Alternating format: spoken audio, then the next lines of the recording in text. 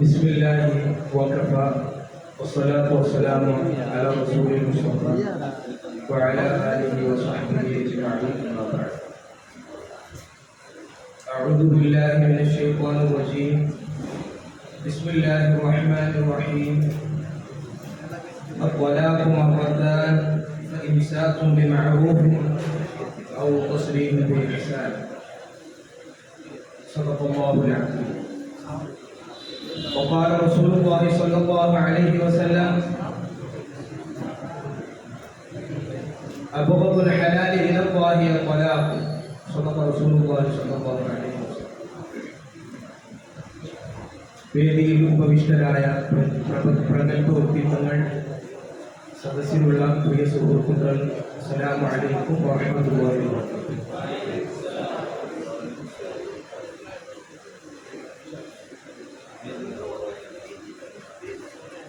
ഈ ഒരു വേദിയിൽ ചർച്ച ചെയ്യാൻ ലഭിച്ചിരിക്കുന്ന ശീർഷകം മുത്തലാഖ് എന്നുള്ളത്. ത്വലാഖിനെ സംബന്ധിച്ച് പരിശുദ്ധമായ ഇസ്ലാമിൽ ത്വലാഖ് രണ്ട് രൂപത്തിൽ, ഒന്ന് സ്വരീഹൻ എന്ന നിലക്കും കിനായത്തൻ എന്ന നിലക്കും. സ്വരീഹൻ എന്ന് പറഞ്ഞാൽ സുവ്യക്തമായ രീതിയിൽ അതിന് നിയ്യത്തിന്റെ ആവശ്യമില്ല. ഉദാഹരണം, ത്വലാഖ് അല്ലെങ്കിൽ ഫിറാഖ്, സറാഹ്, ഇതുപോലത്തെ അറബി പദങ്ങൾ അല്ലെങ്കിൽ അതിൻ്റെ പര്യായ പദങ്ങൾ, അതിൻ്റെ തർജുമ പരിഭാഷ പദങ്ങൾ, ഈ പദങ്ങൾ ഉപയോഗിച്ചുകൊണ്ട് ത്വലാഖ് ചെയ്യാൻ ത്വലാഖ് സംഭവിക്കും. ഇനി അതിന്റെ രണ്ടാമത്തെ രൂപം കിനായത്തൻ അഥവാ അവ്യക്തമായ രൂപം. അതിൽ നിയ്യത്തിന്റെ ആവശ്യമുണ്ട്. ഉദാഹരണം, ഞാൻ ത്വലാഖ് ചൊല്ലി അല്ലെങ്കിൽ നിന്നെ ഞാൻ ഒഴിവാക്കി തുടങ്ങിയതായ രൂപത്തിൽ പറഞ്ഞാൽ നിയ്യത്തോടുകൂടെയാണ് ത്വലാഖ് സംഭവിക്കുക.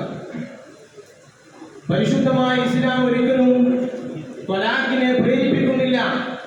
ത്വലാഖ് ചൊല്ലുകയാണെങ്കിൽ വൈവാഹിക ജീവിതത്തെ വളരെ സുദീർഘമായ രൂപത്തിൽ നിങ്ങൾ അതിനെ നോക്കിക്കാണണമെന്നാണ് അല്ലാഹുവിന്റെ റസൂൽ സ്വല്ലല്ലാഹു അലൈഹി വസല്ലം അതിനെ പഠിപ്പിക്കുന്നത്.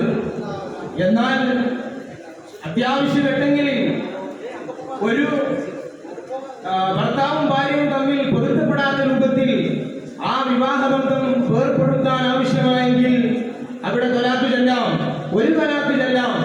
നിർബന്ധ ഘട്ടങ്ങളിൽ മാത്രമേ രണ്ട് ത്വലാഖ് ചെല്ലാൻ പാടുള്ളൂ എന്നാണ് ഇസ്ലാമിന്റെ വീക്ഷണം. മൂന്ന് ത്വലാഖ് ചെല്ലാൻ ഖുർആനിലോ അല്ലെങ്കിൽ ഹദീസിലോ ഒരു അയിമ്മത്തിന്റെ ഇമാമുകളും രേഖപ്പെടുത്തിയിട്ടില്ല. എന്നാൽ മൂന്ന് ത്വലാഖ് ചൊല്ലിയാൽ അവിടെ ത്വലാഖ് സംഭവിക്കുന്നതുമാണ്. അപ്പോൾ അവിടെ ഒരു ചോദ്യം വരാം, എന്നാൽ ഇവിടെ ഒരുപാട് മുസ്ലിമീങ്ങൾ മൂന്ന് ത്വലാഖ് ചൊല്ലുന്നുണ്ടല്ലോ, ത്വലാഖ് ചെല്ലാൻ ഇവിടെ ഇസ്ലാം നിർബന്ധിപ്പിക്കുന്നില്ല, എന്നാൽ ത്വലാഖ് ചൊല്ലുന്നുണ്ടല്ലോ എന്ന് പറയുന്നു. അതെ, അത് നിയമത്തിനെ ചിലർ വളച്ചൊടിച്ചുകൊണ്ട് ചെയ്യുന്നതാണ്. ഉദാഹരണം പറയുകയാണെങ്കിൽ, പരിശുദ്ധമായ ഇസ്ലാമിൽ ത്വലാഖ് എന്നതുകൊണ്ട് ഉദ്ദേശിക്കുന്നത് ഒരു പുരുഷൻ ഒരു സ്ത്രീയെ വിവാഹം ചെയ്ത് ആ സ്ത്രീയെ ത്വലാഖ് ചൊല്ലി പിന്നെ വീണ്ടും വിവാഹം ചെയ്ത് വേറെ അങ്ങനെ ഒരുപാട് വിവാഹം ചെയ്യുക, ത്വലാഖ് ചൊല്ലുക, അങ്ങനെ അവർക്ക് ഇഷ്ടാനുസരണം ഒരുപാട് നിക്കാഹുകൾ അവർക്ക് ചെയ്യാം എന്ന ഒരു തെറ്റിദ്ധാരണ പരിശുദ്ധമായ ഇസ്ലാമിനെയും മുസ്ലിമീങ്ങളെയും വളരെയധികം തെറ്റിദ്ധരിപ്പിക്കുന്ന രൂപത്തിലാണ് ചില ഇപ്പോഴത്തെ ഇന്നിന്റെ ഫാസിസ്റ്റ് ഭരണകൂടം പോലത്തെ അവരിറക്കിയതായ മുത്തലാഖിന്റെ നിയമം. അവര് പരിശുദ്ധമായ ഇസ്ലാമിന്റെ ചട്ടക്കൂടിലുള്ള ഒരു നിയമമാണ് ത്വലാഖ് എന്നുള്ളത്. ആ ത്വലാഖിനെ മുസ്ലിമീങ്ങളെയും ഈ ഇസ്ലാമിനെയും തെറ്റിദ്ധരിപ്പിച്ചുകൊണ്ട് ഇതിങ്ങനെയാണ് ഇസ്ലാമിന്റെ നിയമ സംഹിതകൾ എന്ന് തെറ്റിദ്ധരിപ്പിച്ച രൂപത്തിലാണ് ഇവിടെ മുത്തലാഖ് നിയമം പാസ്സാക്കിയിട്ടുള്ളത്.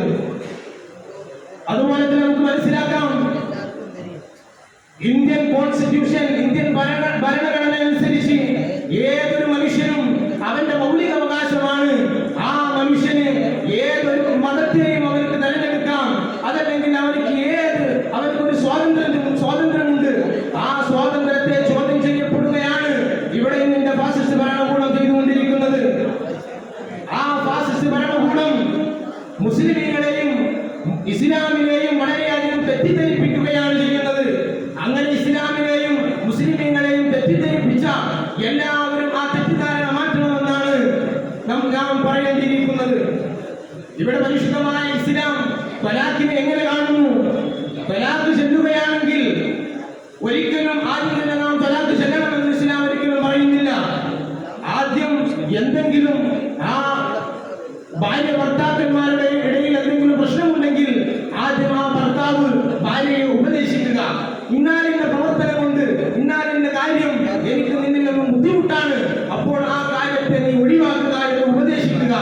ആ ഉപദേശം കൊണ്ട് സ്നേഹമുള്ള ഒരു ഭാര്യയാണെങ്കിൽ ആ ഉപദേശം ഉൾക്കൊണ്ടുകൊണ്ട് ആ സ്വഭാവം മാറ്റാൻ സാധ്യതയുണ്ട്. അതിനും അവൾ മാറിയിട്ടില്ലെങ്കിൽ കിടപ്പറയിൽ നിന്ന് മാറിക്കിടക്കുക. ഏതൊരു പുരുഷന്റെയും അവന്റെ വൈകാരികമായ പൂർത്തീകരണത്തിന്റെ അവന്റെ മഹുവയാണ്, അവന്റെ അഭയ കേന്ദ്രമാണ് കിടപ്പറ എന്നുള്ളത്. സ്വാഭാവികമായും അങ്ങനെ ആയതുകൊണ്ട് തന്നെ സ്ത്രീയുടെ അഹങ്കാരത്തിന്റെ കേന്ദ്രവുമാണ് കിടപ്പറ. അപ്പോൾ ആ കിടപ്പറയിൽ നിന്ന് മാറി നിൽക്കുമ്പോൾ സ്വാഭാവികമായും അവളുടെ സ്വഭാവം മാറാൻ സാധ്യതയുണ്ട്. അതിനും അവളുടെ സ്വഭാവത്തിന് മാറ്റങ്ങളൊന്നും സംഭവിച്ചിട്ടില്ല എങ്കിൽ അവളുടെ ശരീരത്തിനും അവളുടെ മനസ്സിനും വേദനിക്കാത്ത രൂപത്തിൽ ഒരു അടി കൊടുക്കുക എന്നാണ് ഇസ്ലാം പറഞ്ഞത്. അതിലും അവളുടെ സ്വഭാവം അവൾ മാറ്റിയിട്ടില്ല എങ്കിൽ ആ ഭാര്യയ്ക്ക് ഭർത്താവിനോട് പറയാൻ പറ്റാത്തതായ ചില കാര്യങ്ങളുണ്ടാകും, അല്ലെങ്കിൽ ഭർത്താവിന് ഭാര്യയോട് പറയാൻ പറ്റാത്ത ചില കാര്യങ്ങളുണ്ടാകും. ഈ കാര്യങ്ങളെ ഭാര്യയുടെ സൈഡിൽ നിന്ന് ഒരു സാക്ഷിയെയും അതുപോലെ ഭർത്താവിന്റെ ഭാഗത്തു നിന്ന് ഒരാളെയും കൊണ്ടുവന്ന് രണ്ടുപേരും കൂടെ ഒരു സുലഹിലെത്തുക, അങ്ങനെ മസ്ലഹത്ത് നടത്തുക. അങ്ങനെ ഇസ്ലാം ഇതുപോലെ 3-4 തവണ പല രൂപത്തിൽ ഉപദേശിക്കാനാണ്. ഒരു പ്രശ്നമുണ്ടായാൽ ദാമ്പത്യ ജീവിതം വളരെ സുദീർഘമായി കാണണമെന്നും വളരെ അത്യാവശ്യ ഘട്ടത്തിൽ മാത്രമേ തലാഖ് ചെല്ലാൻ പാടുള്ളൂ എന്നും ഇസ്ലാം നിഷ്കർഷിച്ചു. എന്നാൽ ഇങ്ങനെ ഈ ഉപദേശങ്ങളൊന്നും ഉൾക്കൊള്ളാതെ മസ്ലഹത്തൊന്നും നടന്നില്ലെങ്കിൽ മാത്രമാണ് പരിശുദ്ധമായ ദീനുൽ ഇസ്ലാമിൽ നീ തലാഖ് ചെല്ലുക എന്ന് പറഞ്ഞത്. ആദ്യം ഒരു തലാഖ് ചെല്ലുക. ആ ഒരു തലാഖ് സംഭവിച്ച് 3 മാസം ആ സ്ത്രീക്ക് ഇദ്ദയുണ്ട്.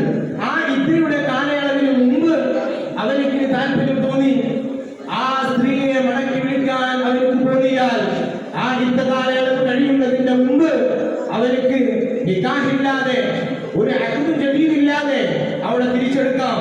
ഇനി ശേഷം 3 മാസം കഴിഞ്ഞതിന് ശേഷം ഇദ്ദയുടെ കാലയളവ് കഴിഞ്ഞതിന് ശേഷമാണ് ഇങ്ങനെ താല്പര്യം വരുന്നതെങ്കിൽ ഒരു അഖ്ദും ജദീദ്, ഒരു നിക്കാഹില്ലാതെ, ഒരു പുനർവിവാഹമല്ലാതെ അവളെ തിരിച്ചെടുക്കാൻ പറ്റുകയില്ല. ഇനി 3 തലാഖ് സംഭവിക്കുകയാണെങ്കിൽ അവിടെ ആ സ്ത്രീ ഇദ്ദയുടെ കാലയളവ് കഴിഞ്ഞ് വേറെ ഒരാൾ വിവാഹം ചെയ്ത് അവരുമായി ഒത്തു ചെയ്തതിന് ശേഷമേ ഇവർക്ക് ആദ്യ ഭാര്യയിലേക്ക് വീണ്ടും ആഗ്രഹം വരികയാണെങ്കിൽ അവളെ തിരിച്ചെടുക്കാൻ പറ്റുകയുള്ളൂ. എന്നാൽ ഇവിടെ ഈ രൂപത്തിലാണ് പരിശുദ്ധമായ ഇസ്ലാം നമുക്ക് പഠിപ്പിച്ചു നൽകുന്നത്. ഇന്ന ദീന ഇൻദല്ലാഹി ഇസ്ലാം, അല്ലാഹുവിന്റെ അടുക്കൽ ഏറ്റവും പരിശുദ്ധമായ മതം അത് ഇസ്ലാമാണ്. അതല്ലാതെ ഇസ്ലാം മതം ഒരിക്കലും ഒരു മഖ്ലൂഖിനെയും അവർക്ക് ബുദ്ധിമുട്ടാക്കുന്ന ഒരു നിയമവും പരിശുദ്ധമായ ഇസ്ലാം ഇല്ല എന്ന് ഉണർത്തിക്കൊണ്ട് വാക്കുകൾ ഉപസംഹരിക്കുന്നു. അസ്സലാമു അലൈക്കും വറഹ്മത്തുള്ളാഹി വബറകാതുഹു.